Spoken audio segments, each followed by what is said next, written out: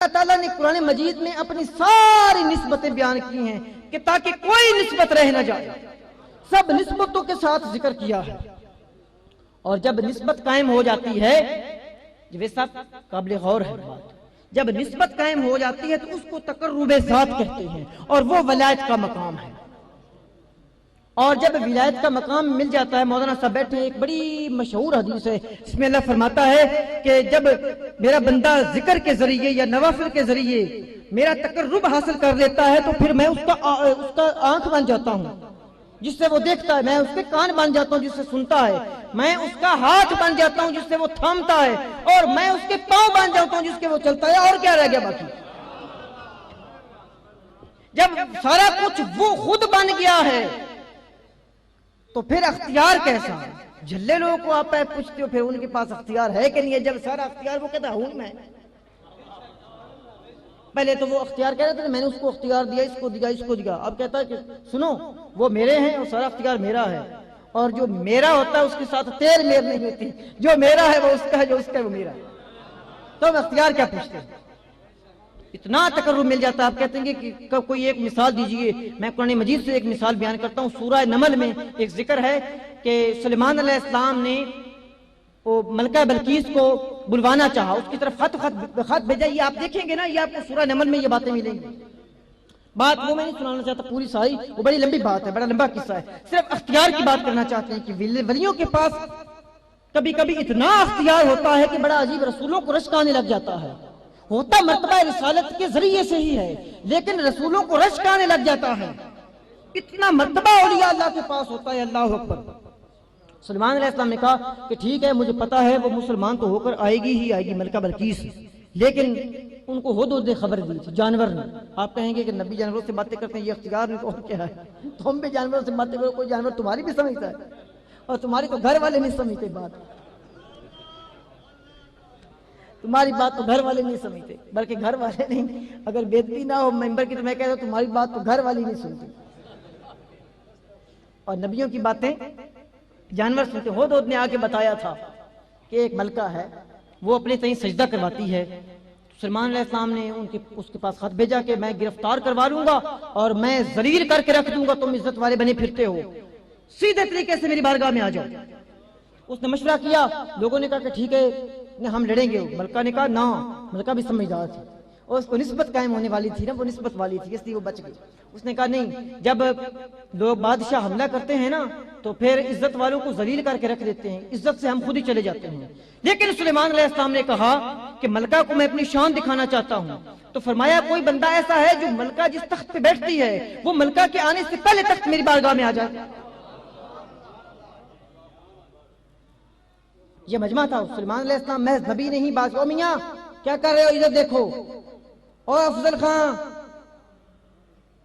یہ کیوں لڑ رہے ہو یار؟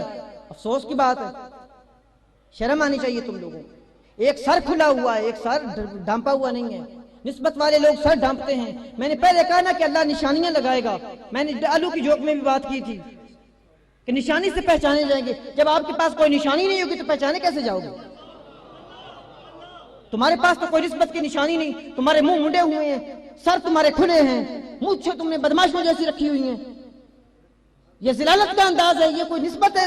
پھر کہتے ہو نسبت والے، خاک ہے تمہاری نسبت پر، یہ نسبت نہیں ہے، یہ بدماشی ہے تمہاری۔ نسبت والوں کی بات سنو،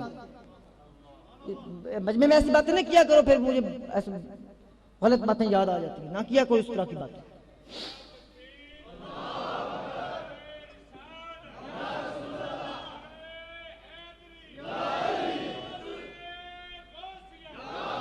بات ختم کرنا چاہتا ہوں، ابھی بڑی ساری باتیں کرنی ہیں، چھوٹی چھوٹی انتظام کے حوالے سے باتیں کرنی ہیں، میں نے نماز بھی پڑھنی ہے۔ بات سنیے، میں نے شروع کر لی تھی، اس لیے مجھے ساجد صاحب نے کہا تھا کہ سنیں، ورنہ میں سنانا ہی نہیں چاہتا۔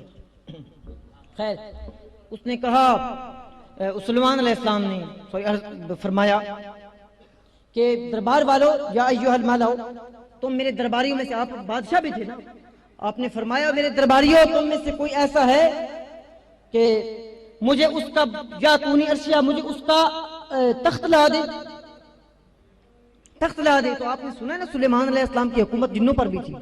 قرآن فرماتا ہے قال عفریت من الجن ایک جن کھڑا ہو گیا، کہنے لگا آنا آتی کا بے، حضور میں لیتا ہوں. آپ کو پتا جنوں کی طاقت کا؟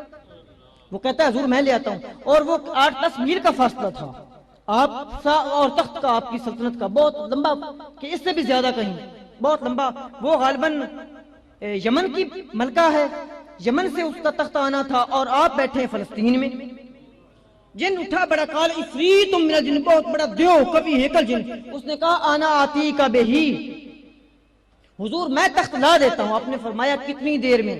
کہنے لگا قبل ان تقوم من مقامک، جب تک آپ اپنی مجلس میں بیٹھے ہیں آپ کے برخاست کرنے سے پہلے یمن سے تخت یہاں لے آؤں گا. لیکن آپ سبحان اللہ کہہ رہے ہیں میں اس سے ایک بات سنانے والا ہوں. آپ نے فرمایا نہیں یہ بہت زیادہ دیر ہے، یہ زیادہ دیر ہے، تھوڑے وقت میں چاہیے، تھوڑے وقت میں چاہیے. ایک اور بندہ کھڑا ہو گیا، کالا الذی عنده علم من الکتاب. قرآن فرماتا ہے جس کے پاس کتاب کا، توریت کا تھوڑا سا علم تھا. توریت ہی تھی نا اس وقت، باقی کتابیں تو تھی نہیں، ابھی انجیل بھی نہیں تھی، قرآن مجید فرقان حمید بھی نہیں تھا. تو جس کے پاس کتاب کا تھوڑا سا علم تھا، عنده علم من الکتاب. یہاں جو من ہے نا یہ تقلیلیہ ہے، تقلیل کے لیے کہ یہ تھوڑا علم تھا اس کے پاس کتاب کا، اتنا بڑا عالم نہیں تھا. اس نے کہا حضور میں لے آتا ہوں. آپ نے فرمایا کتنی دیر میں؟ اس نے کہا قبل ان یرتد الیک طرفک، آپ آنکھ بند کر کے کھولے تخت موجود ہوگا. اور جن کو کہا کہ نہیں تیری نہیں ضرورت، تو زیادہ دیر لگا رہا ہے. بندہ کھڑا ہو گیا، بندہ سلیمان علیہ السلام کا وزیر، اس کا نام ہے آصف بن برقیہ. اس نے کہا میں لے آتا ہوں. آپ نے پوچھا کتنی دیر میں؟ کہنے لگا قبل ان یرتد الیک طرفک، آپ آنکھ بند کریں کھولیں. اور جب آپ نے واقعی آنکھ کھول لی، فلما راہ مستقرا، تو تخت سامنے پڑا ہوا تھا. یہ قرآن کے الفاظ ہیں. اب آیا کہ نہیں اختیار لوگوں ولیوں کے پاس؟ قرآن پاک کی آیت نہیں ہے، قرآن پاک کی آیت ہے. اب مجھے یہ بات یاد آ رہی ہے کہ جب سلیمان علیہ السلام کے امتی کا یہ حال ہے تو میرے نبی کے نواسے کا تصرف کائنات کا عالم کیا ہوگا؟ وہ تو سلیمان علیہ السلام کا امتی ہے نا. اور دوسری بات کہ اس کو تورات کا علم ہے، زبور کا علم ہے.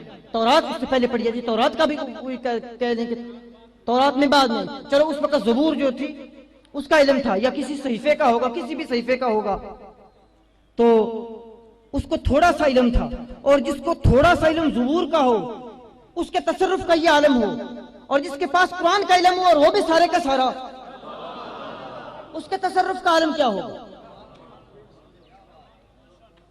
وہ کوئی عام وزیر تھا اور یہاں میرے بھی نبی کا کوئی نواسا ہو تو پھر اس کے تصرف کائنات کا عالم کیا ہوگا؟ وقت تھوڑا ہے ورنہ میں بڑی باتیں آپ سے کرتا. حضرت عمر کا بڑا مشہور واقعہ ہے کہ شام میں فوجیں بھیجی ہوئی تھی، آپ مدینہ منورہ میں جمعے کا خطبہ ارشاد فرماتے رہے تھے. تو آپ نے برسر ممبر کہا یا ساریہ الجبل، اے ساریہ پہاڑ کی اوٹلے پیچھے سے فوج ہے. مدینے میں کھڑے ہو کے یہ واقعہ مشکات شریف میں ہے، مشکات شریف کے باب الکرامات میں یہ واقعہ درج ہے، وہاں سے آپ دیکھ سکتے ہیں. اور اس کو سب مانتے ہیں. علامہ قرطبی نے بھی بیان کیا اس کو، اور بھی بڑے مفسرین نے بیان کیا، محدثین نے بھی، جامعہ صغیر میں جلال الدین سیوطی نے بھی، علامہ دارقطنی نے بھی، اتنے لوگوں نے اس پہ مہر تصدیق لگائی ہے. تو جب نبی علیہ السلام کے ایک غلام کا علم یہ ہے تو نبی کے نواسوں کے اختیار کا علم کیا ہوگا؟ تم پوچھو اختیار کیا ہے اور کہتے ہو بخاری شریف سے لکھا ہے. یہ تو قرآن شریف سے ثابت ہو رہا ہے، تمہاری بخاری کیا کرے گی یہاں؟ یہ تو قرآن سے ثابت ہو گیا. بخاری کا درجہ جو بھی ہو ہے تو قرآن کے بعد ہے، تو کسی بندے کی ترتیب دی ہوئی نا. تو قرآن کسی بندے کا کلام نہیں، یہ اللہ کا کلام ہے.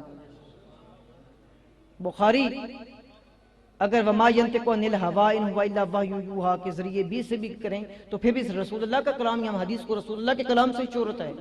تو قرآن تو اللہ کا کلام ہے. جب اللہ کا کلام یہ کہتا ہے کہ ولیوں کے پاس اختیار ہے تو تم کیا بے اختیاری لگائے پھرتے؟ اختیار نہیں دیتا تو غیروں کو نہیں دیتا، اپنوں کو تو دیتا ہے نا. اپنوں سے وہ کہتے تیر میر نہیں. الاخلاء یومئذ بعضهم لبعض عدو. اب میری ایک نصیحت ہے تم سے، الاخلاء یومئذ بعضهم لبعض عدو الا المتقین. لوگ ایک دوسرے کے دشمن بن جائیں گے قیامت کے دن مگر متقیوں کی دوستی کام آ جائے گی. دوستی ان کے ساتھ بناؤ جن کی دوستی کام آنی ہے. مجھے بات کرنی نہیں چاہیے تھی.